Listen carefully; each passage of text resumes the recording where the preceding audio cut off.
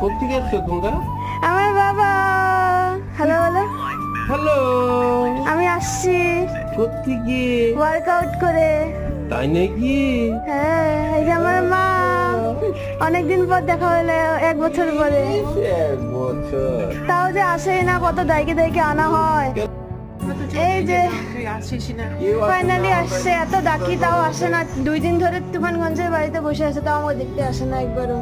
কেন দেখছো? ফাইনালি আসছে দেখতে। বাড়িতে কি বুঝবি? ফর্সা হয়ে আসছে সুন্দরী। আর একজন এখানে।